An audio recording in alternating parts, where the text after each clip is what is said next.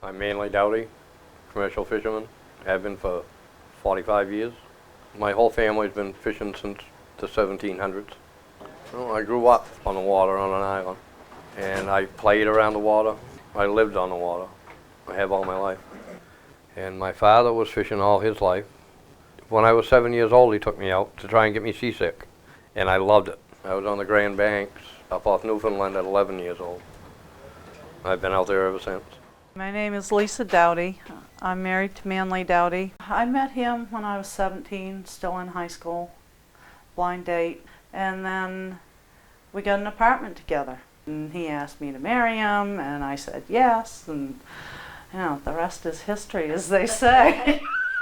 We've been married 31 years. He's been gone most of it. It's a very hard industry on family because we're gone all the time. And the hours, it's very physically demanding. At first, when you're newly married or together, it's really hard because you miss them so much. And as the years go by, you get used to them being gone. You know, that's what they do for work.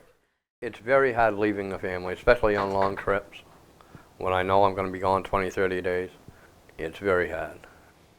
You come to learn what the dangers are and all of that, and it can be hard when you hear about somebody else going down. That really hits home. It's hard when you have kids, young kids. It's really hard. We have 2 boys. They're grown now. When I first started taking my son with me, and it was rough, real rough. He caught his feet on something, and I watched him with his hands on the rail, and I knew if my son went overboard, I would never, ever get him back. To see my own flesh and blood right there, and know if something happened, I couldn't fix it. Anything on a boat, I can fix anything. But that I can't fix, and that scared me more than anything that's ever happened to me in my life. All the Doughtys have died in the water. I'll slip in a bathtub or something. It is not a good idea to try and call them and tell them there's been an accident. You don't do that. They're so far away. There's nothing he can do about it. A fishing community is a tight community. We're an entity in itself. Somebody had to haul a boat out. We all got together, we helped do it. If somebody had a disaster, we were all right there.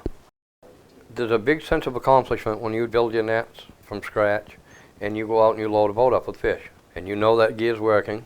You've gone right from one end to the other. You've gone from a scrap pile to an efficient working machine. It's an industry you've got to love to stay in because it isn't a job, it's a way of life.